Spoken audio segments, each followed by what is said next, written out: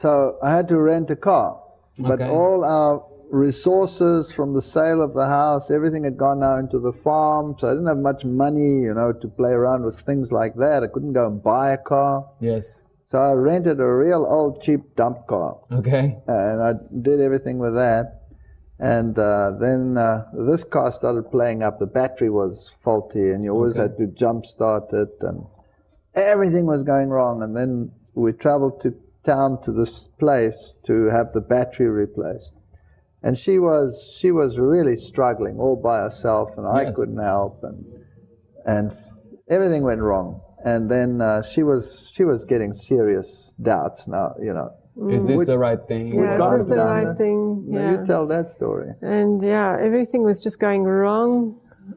And I was thinking, what have we got ourselves into? Our children were in such a state because they were moved from their familiar place now to a farm. They're in that teenage phase, maybe. The first one was, no, not yet. They were about 12 and then sort of down. But I was just having so many doubts, and I felt that there was no one who was really helping us. We were on our own.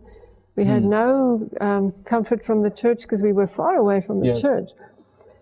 And as I was still thinking about these things, we pulled into this place where they replaced the battery. And a man came out of the office with a white suit on, white sort of worker suit. And he and Walter spoke. And then as I was walking around there, another man came to me, and he had a blue overall on, blue worker's overall. And he had this round, friendly face with this big smile. Okay. And he said to me, "Your husband has such a powerful weapon in the car." And I said, "No, we don't carry any weapons." He said, "No, come, let me show you." And he pointed to the Bible. And the Bible was in the car. I said, "Oh, that weapon." And then we started chatting a little bit. And then he said to me, "Where do you worship?" And I was just like him. I didn't want to tell people that we were now Seventh-day Adventists. And I said to him, "Well, up there on the hill." You see, the Adventist college was there up against the hill. And I said, "Up there on the hill." And he said, "No, where do you worship? Tell me, what church is this?" And I said, "Well, it's Helderberg College," thinking that maybe you won't know. Helderberg College is an Adventist college. Yeah, and then he said, "No, but what denomination is this?" For the third time. So he was really pushing. He was pushing. And then I said, the Adventist church. And he took one step back. And I still remember it like yesterday. He put his finger out like this, and he said, "And they have the truth after all," he said to me. And just like that? Just like that. And he turned around. I told him nothing about Adventism or anything, but he said, "They have the truth after all." He turned and he went and he stood right next to Walter where they were working at the car. And I was still thinking about this, and I didn't take notice of him further. And then Walter got into the car and we drove off. And I said to him, "This man came up to me and he said to me, the Adventists have the truth after all." And he said, "What man?" I said, "The man with a blue overall." He said, "There was just a man with a white overall." I said, "No, there was the one with the white overall and the one with the blue. And he was right next to you." He said, "No, there was no such man there." Wow. And then he said, "Well, if there was such man, then he must have been an Adventist. Let's go back and ask him." So he went back to the garage? So we turned around, we went back. Oh, wow. And we said to the man with the white overall, we said to him, "Where's the guy with the blue overall?" He said, "There's no such person working there. There's no one here with a blue overall. I'm the only one here today." Wow. And we immediately knew that the Lord had sent us a confirmation that we are not wrong, that this is not the wrong way to go. We are on the right way. And from that day on, I never doubted, ever again. Wow. That was to me the strength that I had, that the Lord was telling us, this is the truth. Despite these very hardships that you were going through, because, your life was being broken down. That's right. And yet the Lord, in His mercy, He saw you were studying the Word, and He wanted to lead you to that strong relationship with Him. Yeah. I think what was happening was we had this notion, you prayed because you have a longer experience with God than we have. now suddenly we were isolated, and all these partnerships came to nothing because this partner of ours actually went back to Europe. Wow. And another guy that had come in, he also left the situation, and we were dumped with the whole lot all by ourselves. So you had to manage a whole farm, debts, mortgages, everything by yourself. That's nobody else. And it was this time of sanctions against the country. Wow. So interest rates went from 6% to 36%. Wow. There was no way you could pay it. Wow. The income just never warranted it. Then birds came and ate our entire crop. So literally, I mean, you were going from always a worse and worse step. I mean, everything, your resources that you had, and I'm sure with the job and everything else, they were good resources. Your life was being financially destroyed in one sense. Yeah, I didn't believe Job, so I went through a Job experience. Wow. So the Lord was really gently, but yet destroying a lot of dependencies you had to this world to teach you to depend on Him, I guess. And then at the end, there was nothing left. And you mean to tell me you came to the point where you had nothing left? Nothing left. The farm had overnight, because of the sanctions and the interest rates, become valueless. Okay. And that which we had bought for a lot of money, at that stage, we'd bought it for 250,000 rand. Okay. Today, this many years later, that's millions. It's a lot of money. Okay. And we couldn't sell it for 50. Oh, wow. So a massive devaluation. I mean, the real estate property went just down the drain. And we actually had a public auction, and the highest bid was 50. Wow. So that's ludicrous. I mean, our loan alone was more than, So you were in massive debt, first time in your lives maybe, and I mean, all these very big problems, really. It's as if your life was just finished. And then we went down on our knees, and we prayed for the first time really earnestly to God, just as a family. So you got your family together. I mean, when you said you had nothing, you basically had come to the end of your rope. You had food was the last thing you had, and that was it. Nothing. We didn't even have enough food left. No, there was nothing left. Oh, my. And no money left in the bank, and the bank was foreclosing on us. Oh, wow. So basically, personal bankruptcy, come to the end of the rope, and then you get your family together. Is that what it is? And we prayed. And we wrote a letter to God. You still have the letter? I still have it somewhere. But we actually sat down and we wrote, the two of us wrote a letter to God and said, God, you've promised all these promises. We took the promises from the Bible. Wrote them down in the letter. Wow. And you've brought us this far. And are you going to let us die? Are we going to come to nothing? Is your truth going to just end here with us? And we signed it. Both of us signed the letter. We put it on the carpet, on the floor, and we prayed. And the very next day, he had a call from the university. Wow. Very next day. It's another university now. Somebody called you up from a university. Yeah. They wanted a replacement for someone who had gone on leave because of personal reasons.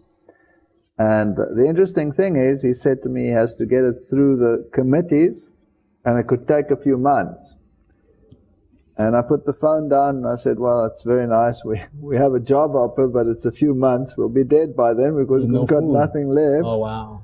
And about an hour later, he phoned back and he said, the strangest thing happened. I was in the rector's office, but the rector was going overseas. And he said, well, it can't wait till he gets back, so let's skip the committees. And he just signed it. Wow. So he said, that was a Friday. And he said, you start Monday. Oh, wow. Yeah. And so we went, and my university career started up again. To make a long story short, I had to start right at the bottom again, but within 3 years I was the head of the department and the professor of the department. Wow, so that was and yet at that time, of course, within that university, you freely were able to, discuss your views, of course. I told them straight. I don't teach evolution. I don't believe in evolution. And this university said to me, we just want a physiologist with experience, and we need someone like that. And you don't have to teach the evolution. That's what they told me. So the Lord had found a place where you could actually grow. Now, once again, you were in the farm, you lost everything, and now all of a sudden you got to go back to a city environment. You have no money, you have to find a flat, the kids have to go back to school, you have to have petrol for the car. I mean, what happened? Yeah, we had nothing. We had absolutely not a cent to buy clothing for our children Really? for the school. Nothing. We had nothing. And we went to the school. Fortunately, they had some second-hand clothing, and so we could pick something for our children. And we only had to pay at the end of the month for Wow. that. So we had some time there, grace there. But now we didn't have any food. So we were stopping at some place in the town where the Adventist school is. And we went to use our last few cents that we had for something. Really? And we came back to the car, and we'd left a tiny slit open in the windows at the back for the heat, because it was really hot. And when we climbed in, the children said, "There's a little envelope on the floor," and they picked it up, and there was money in it. And Wow. we couldn't believe it. Nobody knew that we had a problem with, we had no money, and there was money in that. And a week later, the same thing happened again. We found money in our car. Wow. We don't know up till today who put it there, whether it was a person or not, but it was just enough to get us through that month till his salary came in. So the Lord was really bringing you into a situation of real dependence upon Him. Absolute So that trust you day could, by day. you could really experience the reality of those promises, that Bible is like, it's better than a bank in one That's sense. right. Now the bank, of course, my salary went into the bank and they took it. Yes, mortgage. Pay the mortgage. It just disappeared, and there was never really enough. And I remember one day we were sitting there and there was no food, nothing. Wow. So we sat around the table and I prayed, and the kids, I remember the children's eyes, big like this, and I said, "Lord, I thank you for the food we are about to receive." Wow. And the prayer was just cold when the phone rang. Phone rang, and a lady from the church, she said, "Have you been to your front door yet?" And I said, "No, we haven't been to the front door." And she said, "Just go to the front door." And Because we came in by the garage. Yeah, so she put the phone down. I went to the front door, and there was this huge basket of fruits and vegetables and breads and everything you can imagine. And that strengthened the children's faith, because they just heard the prayer. Their father said, "Thank you for what we are about to receive," and the Lord provided. Wow. So that was a very good experience. So for the children, of course, it must have been very hard now. I mean, you've gone away from the original university, then to the farm, and you're losing everything, basically. Then you go back to another university with nothing. You're living a life of poverty, whereas before you had a life of plenty, although it was a different lifestyle. And now they have to go to a school. It's an Adventist school, so it's different regulations and everything else. Yeah. And how did they cope? How was it for them? They struggled. I must say they struggled. At that stage, Walter had been doing research at the university on nutrition, and he was beginning to see that the vegan lifestyle is actually the most nutritious. It's the best way to live. And she was an asthma sufferer. I had asthma, so we cut out dairy and everything, and I within 6 months I didn't use a pump anymore. I was fine. Really? Wow. So we realized that this is a very good lifestyle, and it's healthy and all those things. So we started living that way. And we were, I think, way advanced, not advanced, I wouldn't say that, but we were, the rest of the church members were not studying it like that. Okay. You see, so we were the only ones in the whole church, I think, that were at that stage living this way. So our children would take their food to school in the lunchbox, and obviously the other children would mock them. Oh my. And some of the boys would take my daughter's lunch from her bag, and they would kick it around in the school, and it was all messed up, and they would make such fun of her. She hardly ate, and we didn't realize that she was becoming more and more almost like anorexic. Oh wow. She was it was so hard for her the way they treated her. And she really suffered that year. She was in grade 7, I think, at that stage. So the devil couldn't get at you guys, and he was getting to your children. He was going for the children, and so they struggled a bit with that. But eventually, also financially, we couldn't cope, so we put them in a secular school. Okay. And the weird thing was that the secular school had a vegetarian society. Okay. So going from being, you know, the odd man out and being mocked, all of a sudden they were the heroes. Oh, you're vegetarian. That's great. Join our society. Oh, wow. And they even announced it. Oh, we've got some new Members. Vegetarian. And they were treated like kings. So Yeah. They were really happy then. yeah, it was Yeah, then they weird. were happy. But yeah, at that stage, we had the other incident. He was beginning to do campaigns. Oh, so then the Lord was now starting you on the ministry. Yeah, Is that what it is? that's right. Okay. There was a man, an old evangelist. Okay. And he'd visited us once on the farm already. Okay. And when we moved back to the city, Okay. then he roped me in his evangelistic campaigns. So he invited you. He invited me, and I started giving first lectures on the evolution creation debate. Okay. And the Lord had made it possible for me to get a leave of 6 weeks from the university, and I went to Loma Linda to the Geoscience Institute. Okay, so that's an Institute of Science for the General Conference. Yes, and I went through the whole of North America looking at the alternative explanations for creation versus evolution, plus my own knowledge that we put by. So a series was developing. Okay. And this is what I would do. And I'd also talk about, you know, my experience from Catholicism to your personal life. to the Bible-based theology. So he would give lectures and I would give lectures. Oh, wow. And we'd have amazing experiences, just unbelievable experiences. So if you ever want to say, God, do you exist? Please show me.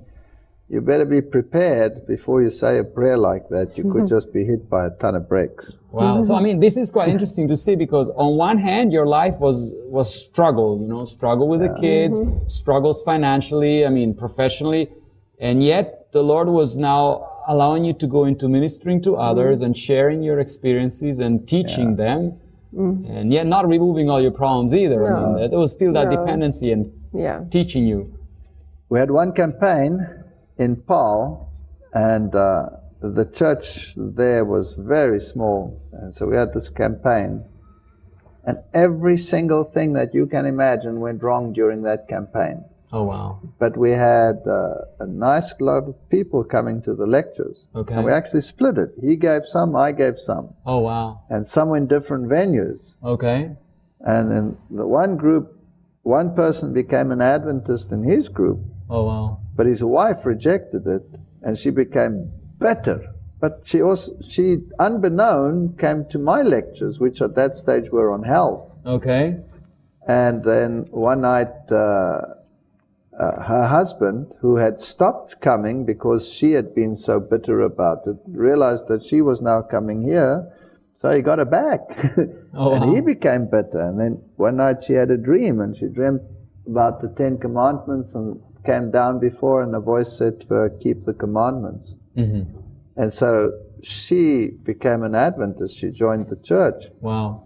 There was another young man who also attended, and he was a very energetic young man. Mm-hmm. And one day he phoned this old pastor, but instead of getting him, he got a woman on the phone who screamed like a demon and said, you want to speak to him? I've got him where I want him. I've finished him off. He's on the floor. I've finished him off. And laughed like a witch and put the phone down. And he got such a fright. So he phoned me, and he said, what's wrong in that house there? I don't know what's going on there. And he told the story, and I said, I don't know. I'll phone and find out. So I phoned this evangelist friend of mine, and the same woman answered the phone. And she screamed in the phone. I mean, my wife was in the kitchen far away. You could hear it. Oh, wow.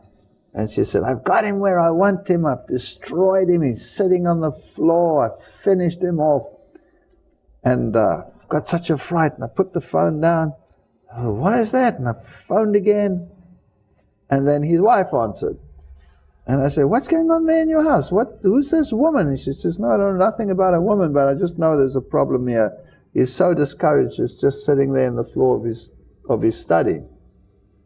So we rushed through there, got into the car, and prayed with him. And he was discouraged because everything was coming down on him. They told him to stop the campaign. There were big pressure. big So there was a pressures. massive spiritual struggle in this evangelist's life. And But what I realized is that we really are not fighting against flesh and blood. Wow. And it's just not just my experience, because here is a complete outsider who phones me and says this and this and this is what happened. This is what the telephone, what happened to him. And I phone and exactly the same thing. So this is a real war. This is a real spiritual war. wow. And during that campaign, every night my car would cut out between the two cities in the middle of nowhere.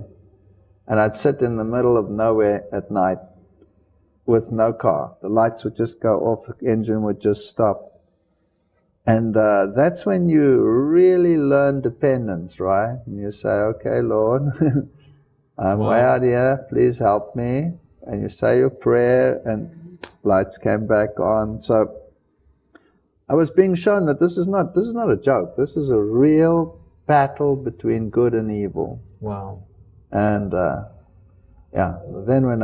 And then we had the campaign in Cape Town when I was so sick. yes, And that was another story. Now a totally different story. You tell that story. Yeah, he was preaching in the city in Cape Town, and it was the first time actually that he had been doing, I think, a campaign on his own without the old pastor. And I had health problems, so they advised this little operation. It was just supposed to be something really simple, yeah. Okay. But I got complications, and I started bleeding internally. Oh, wow. And lost so much blood, they had to fly blood in for me, and I was in a coma for a while, semi-coma. But I was so sick that I wasn't able even to move for 6 weeks. I was in bed. But now he had to go to this campaign in the evenings and then come back, and he said, maybe I should just stop the lectures, because The doctor told me my wife was not going to survive. Yes, She was going to die, so. And then I said, no, you must go, you must continue. And during this campaign, I don't know if you've ever heard of Brian Newman. Yes. He was at that stage a rock. Searching. Yeah, he was a rock star, and he came with his girlfriend at that stage, came to the lectures. Oh, wow. Very skeptical at that stage, but he attended all the meetings, and eventually he and his wife, they were baptized. Wow. And so he's proven to be a major, evangelist as well in the church. So I think the devil tried to discourage him from going, finishing the lectures. But then Then she came home, and she was so weak and so sick that she just could lie in the bed for 6 weeks. But we didn't have money, so I couldn't, get someone to help us. So I would make food for her, and then give it to her in bed, help her, take her to the bathroom, help her with everything she needed, put the food down there, and then I'd go to university and give my classes, and if I had a gap, I would come back and help her. But she was alone, and she was very weak. Wow, those are massive struggles. Massive struggle. Now you tell what happened then. And then I was also very discouraged, because I was a very strong person, and now suddenly I'm just In bed. in bed, so weak and so dependent. And the one day I was reading my Bible. I don't think actually I was able to read much. I was just dreaming and thinking about God. And the next minute we had a huge German Shepherd dog. Okay. And we had a cat or 2 cats, I think, at that stage. And normally the cats and the dog would go for the squirrels. We had an oak tree in the yard, and there were squirrels in there.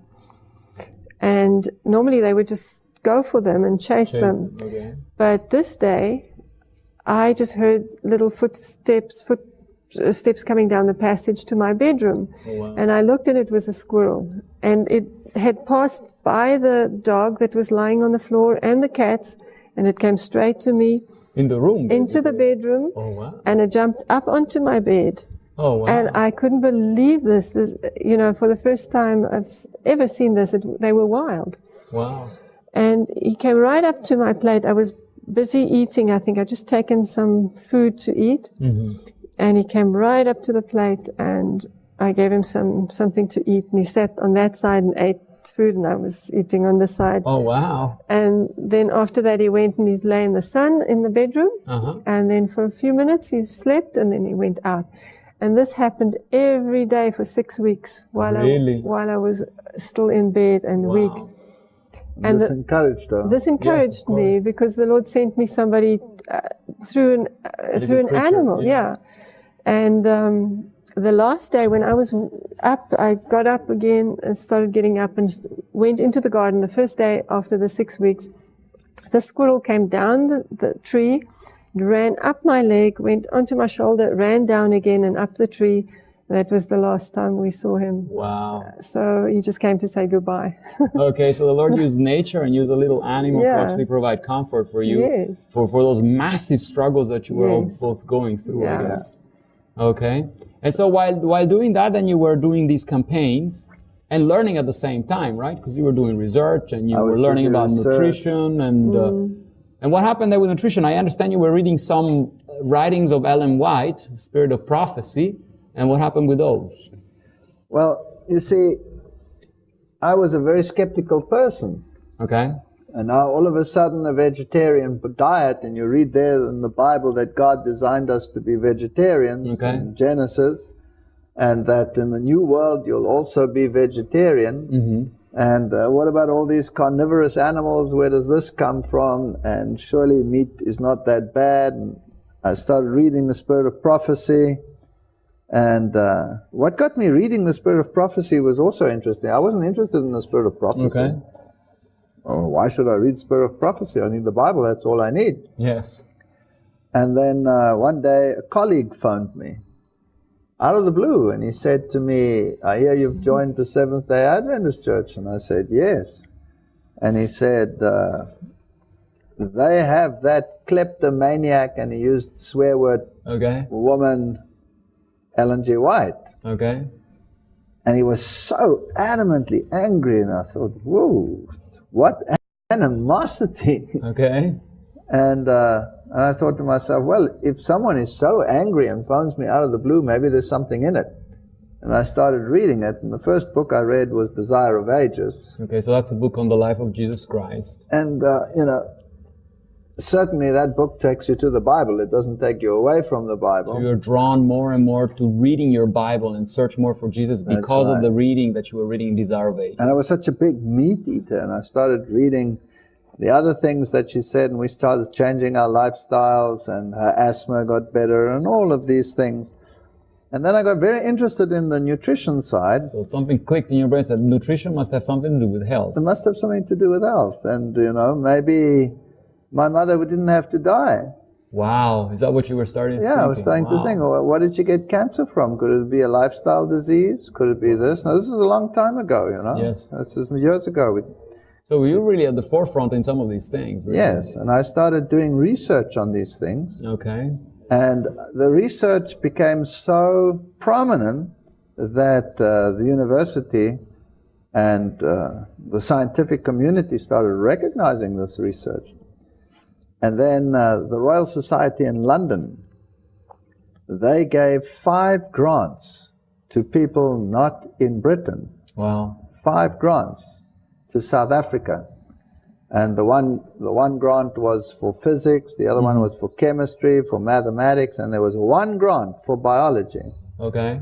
And of all the scientists in the whole of Southern Africa, I got that grant. Wow, praise the Lord. So the Lord gave me a huge financial boost to do research. Wow. And overnight, my students just blossomed, and I had all these graduate students, and I was really heavy into research, and now I had all these projects. And I'd taken Ellen White at some stage, and I'd analyzed every single statement that is profound, but, you know, what's the evidence there for? Don't mix this with that, or meat does this and meat does that, and you need at least 3 grains, and you do, for a balanced protein, and you need this and that. All of these strange statements in Ellen White.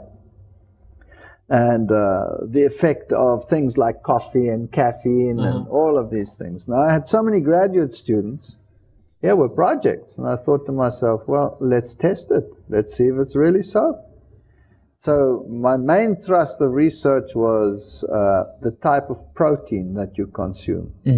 Is there a difference between animal protein and plant protein? Now, the general consensus is protein is amino acids, and which way you get that protein will make no difference whatsoever. But I developed the theory then from the spirit of prophecy that there must be a difference between the combination of amino acids in plant proteins and those in animal proteins. And we were funded by this Royal Society. Nobody else wanted to fund something like that. And so we started these projects, and the results were just astounding. Wow. And we got so many accolades, and the students started getting research awards. And one of my postdocs became a Harvard postdoc. Wow. I mean, Harvard University takes very few people from the world outside of America. You really have to have good research projects to get in there. And they started getting in there and getting awards on television. And all this research pointed out that there was a massive difference between the combination plant protein and animal protein. And even in carnivores, massive improvements in all their blood profiles. So really, that which the Bible was saying was coming out here. And the students were astounded because they actually expected the opposite results. Yes. And every time, I would tell them ahead of time, I want you to do this, this, this, and this. This group goes on that diet, that diet, that diet. And I assume that one will be the best, that one will be the second best, and that one will be the worst. Wow. And they would say, nah, because it was so contrary to their lifestyles. Okay. Every time it was like that. Wow. Every time. And later on they started saying, are you a prophet? They didn't know how exactly, why you thought that way, basically. Yeah, so it really strengthened my faith in the spirit of prophecy. Wow. Now, of course, you're learning all of these things, and at the same time, you're then starting to teach these things also in your evangelistic campaigns. Yes. And of course, coming your own experience, moving Catholicism and occultism, and then finding the Bible, finding the Seventh-day Adventist Church, understanding how prophecy has worked along history, That's right. and then lifestyle changes. And then you're preaching all these things to people, and you start having some opposition. So you certainly start having opposition more from within than from without. Okay, so that was very strange to me, because from without I suddenly get all these awards and Royal Society awards and finances like you cannot believe and all of these things, and inside all of a sudden you don't go that way, you don't go that way. That's now going too far. Oh, okay. We should have an ovo-lacto lifestyle. So that made me think, all right, then I must find out whether ovo-lacto is perhaps better than vegan. Okay. And so we started doing research on that, and this is where my student got the Harvard fellowship, because we showed that the impact of dairy was massively negative compared to plant-based diet. Anyway, that's a different story. And then I got this break, and for the first time I was invited overseas to come and do evangelism over there. And I always did this in my vacation period. Yes. Go overseas. And my first big campaign ever was in Canada. Okay. And there I'm now for the first time overseas, all by myself. And the Lord gave me an incredible experience there. Because I was doing this campaign, and it was a massive hall. The hall was the Massey Hall. Okay. And it seated a nice biblical number, 1,260 chairs. Oh, wow. Okay, fair enough. And the manager still said, if this hall is full, then nobody else may come in because of fire regulations. And every night, this hall was packed, except for one seat. Okay. And that seat was right in the front. Right in the front, there were 3 blocks of aisles, and right on the front, on the first block, not to the left, but on the first aisle. And I was giving the lectures in the front, and the people had said we'd never fill that hall, that's impossible, but the hall was packed every night. I gave these lectures, and when I started getting into the lectures of the Antichrist and all of these issues, suddenly there was huge opposition. Wow. And people started getting aggressive, very aggressive. Wow. Now, I hadn't quite experienced that kind of aggression except on the field of evolution and science. But now when it comes to religion, it's a totally different thing. People get very emotional. And so I had back-to-back lectures, double lectures, and every time I finished the first lecture, this antagonistic crowd would come to the front and prevent me from coming off the stage, basically, so I couldn't go anywhere. Wow. And they became aggressive. They wanted to physically sort me out. But I just had to carry on because this is what I was doing, and it was quite stressful. Wow. And then what had happened, every evening, as I was about halfway through the first lecture, a little guy that had Down syndrome used to come into the side aisle, and he'd walk in and he'd sit in that one empty chair. Wow. Now, it's really strange because there are 1,260 chairs, the hall is packed, but that chair is open. Anybody could have gone and sat there, right? Yes, of course. But it was always open. And so he came and sat there every night. And he sat there and you got used to him, and he was very Downs. His tongue was hanging out, and he'd sometimes mumble, but not that it bothered you. And then when they started becoming abusive, this crowd was coming around me, very aggressive, and this little guy used to get up, and they've got these short, stubby little arms, and he'd go through the crowd, and he'd come stand next to me, and he'd put his arms around me, and he'd put his head on my shoulder. It was about this, came here. And there he would stand, and his little tongue was hanging out, and go, oh wow. La, la, la. Now, you can be as aggressive as you like. It's impossible to hit someone with a Down syndrome kid hanging on to him. It's just not possible. So I became very attached to this Down syndrome guy, you know, and I remember one time he didn't come, and I was already worried because this crowd they were going to lynch you or something. Yeah, they were going to lynch me, and I'm giving this lecture, and I'm actually stretching the lecture because the Down syndrome guy is not there. And then he comes, and there's this relief that comes down you, and there he comes, and he sits in his little place. And he became my little guardian angel. I mean, I really liked this guy. But it's very expensive to run in a campaign in a big hall like that. And so when you've gone through the major lectures, then the lecture moved to the church. Okay. But the church was on the other side of Vancouver. Okay, of the town in Canada. Okay. Yeah, so that's a big city. Okay. And I always wondered to myself, you know, where's this little Downs guy come from? Mm-hmm. Is he part of the environment? You know, is he a feature in the hall, or does he live next door and they tolerate him to come in, or whatever? I don't know. Of course, when we moved to the other side, he was gone. So he didn't come anymore. Okay. So I missed my little Down syndrome guy, and we went through the whole campaign until the last lecture, and it was a, I don't know, I think it was a Sabbath. Okay. And I finished all the lectures, and I had, I think, 6 lectures that day, starting early in the morning, 9 o'clock, Sabbath together, lunch, then afternoon lectures. In those days, there was no computer or anything like that, and so we still used slides. Oh, okay, So all my lectures were there in these slide trays, but that's too bulky to travel with, so I always had to unpack them and put them into nice small little packets.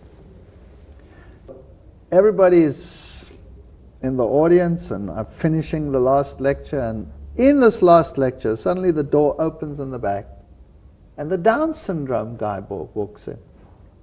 And I think, this is impossible. How did he get to the other side of the city? There's no adult with him, there's no parent with him. I mean, how did he get there? This is weird. And lo and behold, that seat He's empty. approximately the same position where the other one was empty, and he walks right through and he comes and sits in that first row on that seat. Wow. And so I'm finishing off my first lecture, but now I'm really intrigued. I'm looking at this little guy. I finished the lecture, and now everybody's going out into the foyer to have drinks or whatever. And I'm taking my slide trays and sorting them back in. So now I'm alone in the church. I'm standing at the pulpit, packing these things back in, and I have 6 trays that I have to sort out, and I'm flying the next morning, so I've got to do it now.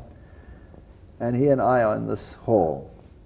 And I'm still watching him, and I'm packing it away, and he gets up, and he comes and walks up onto the pulpit, onto the stage, and he comes to the pulpit, and he puts his arms around me, and he puts his little head there. Wow. And now I'm packing my slides and talking to him, and he's singing away. You know, you can't really have a conversation with him because he's very down. So I'm packing away and packing away. And I'm thinking to myself, I don't think this is just coincidence. Wow. So I'm thinking to myself, and how did he get here? He's all by himself. I wonder whether this is even a human being. Wow. So I turn around and I push him away from me, and I push him this side, and I stand him there, and I look him in the face, and I said to him, you know, thank you for helping me every evening. You were really a blessing to me. But I have a question for you. Are you perhaps an angel? I'm feeling kind of weird asking something like that. And he takes a step back, and he does this. And he walked off the stage, and nobody's ever seen him since. And this is now years and years ago. So that was an amazing experience. And since then, that was my first public international campaign. Since then, I've had many, many experiences where you really need a Downs kid. I mean, when you need protection, you're saying. I mean, in Slovenia, they ran onto the stage. They were really out to really kill us. Wow. It was dangerous. We did that whole campaign under police protection. Wow. But somehow, when that happened, it doesn't bother me. I just stay absolutely calm. I know my Downs angel is there. Wow. And he's not some Downs kid. He's mighty. He can stop anything, and thus far he has. So the Lord in that first international campaign then gave you clear proof once again, you know, that these promises in the Bible are there, and that He would stand by you and take care of you. Yes, and since then I don't need that kind of phenomenon or anything. Yes. I don't think God necessarily has to give you phenomena, and you can rationalize it. You can say it was just a Downs kid. Yes. You can rationalize that somehow this blue overalled guy, you know, maybe, you know, he was just a guy who happened to be around there. But God will always leave hooks to hang your doubts on. Yes, but if you have enough of those experiences, then eventually you say, wow, this is it, this is the truth. Wow. And so, of course, it's a message that cuts like a blade, and it's a message of the Word. And you're preaching the Lord Jesus, and you're showing how He's been actually removed from many places, and that's really the intention of the enemy. Yes. And yes, you have opposition that's inevitable. At the same time, you're seeing how the Lord Jesus becomes real to a lot of people. Yeah, people say, you know, why are you focusing on the negative? My message is part of the 3 angels' messages. Here I was, take my life, I was trapped in occultism. I was trapped thereafter in Catholicism. And they never cured anybody. The devil used the situation to make me believe that that must be the truth because of some ritual that they did, but it's contrary to the Word. Mm-hmm. True deliverance comes when you discover the truth, when you discover the Word of God. That's when true deliverance comes. So the people that get upset with my lectures largely are from my own denomination. Oh my, okay. The reason being they grew up as protected Seventh-day Adventists, Bible-believing. They're not involved in any of these strange occult phenomena. And to them it's, you know, that's devil. Stay away from it. Mm-hmm. But my point is this. There are thousands of people trapped in those organizations, and they don't know how to get out. And they don't even know that it's wrong. So my lectures are not for people who are already converted. My lectures are for people who are trapped in those situations. And you have to strip away this mask and lead them to the Word of God so that they can discover that God is a God of love and that they can have a personal, real relationship with Him. Wow. So yes, there are lots of negative things in my lectures, and I expose a lot of evil things that are happening in the world out there. But if you take away that dross, what's left? Christ is left. That's all that's left. And you bring them people to Jesus, and of course you explain also the whole biblical elements that help people to come to Jesus.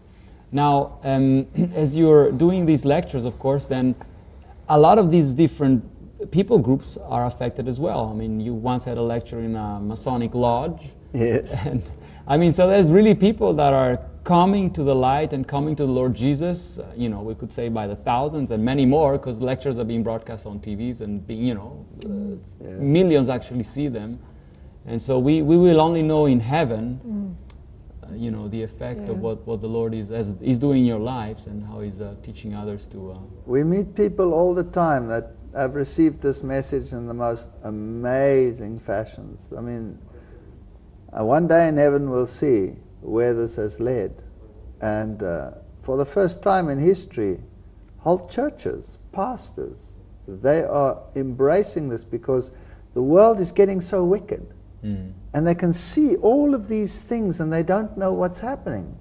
And they don't know where it's coming from. And all of a sudden, they get this information and they say, wow, all right, now at least I understand where I'm going. And why is it necessary to expose political intrigues, for example? If you're living in a country where everything is fine and everybody has a good middle-class lifestyle, you don't want to know about these things. Of course. You know, leave me alone with this rubbish. What you coming to do here and unsettling my cart? But you live in a country where there's political turmoil, where people are being killed left, right, and center, where laws suddenly are changed and disappear, and you're thinking to yourself, what's going on? And people are putting guns to their heads and blowing themselves away because life is not worthwhile living. And all of a sudden this truth comes and they start understanding how it all sits together. It gives them hope. So the one who's sitting, you know, in the lap of luxury, he gets uncomfortable. But the one who's sitting with nothing left, he's the one who gets hope. Wow. And of course in your lectures there is this sense of urgency, trying to reach as many people as possible for the Lord Jesus Christ, and that they may find a relationship. They start reading their Bibles, understand how the Lord has really pictured this struggle between the forces of darkness and light ahead of time, so that we can all be prepared. And if it weren't for my wife, I don't know whether I could do this. She stands by me, not because, you know, because of me, but because she really believes this truth. And she has to hold the fort, and it's lonely sometimes. And many times I think when he's gone, when he goes for a big campaign, then I know already everything's going to go wrong. But it does happen. Everything goes wrong.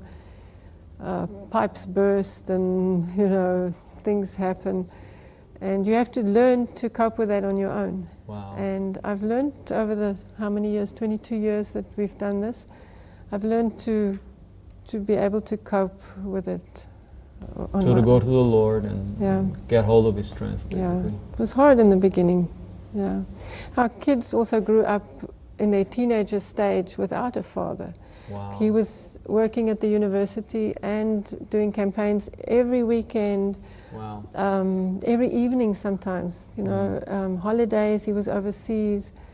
So, you know, we basically, the kids struggled a bit without a father, but I must say that they've understood now, they're beginning to understand the urgency that we have, you know, to spread the gospel, and it's good. They've come back to the Lord. Oh wow, that's really nice. I mean, that's the deepest satisfaction a parent can have, to see their children coming to know the Lord Jesus Christ and walking with Him and being finding root in the Word. Yeah, Yeah, after all, it's, you know, you cannot live someone else's conversion. We had that conversion experience, and they had to find it for themselves. So Yes, it took them time to work through it, but they've done it.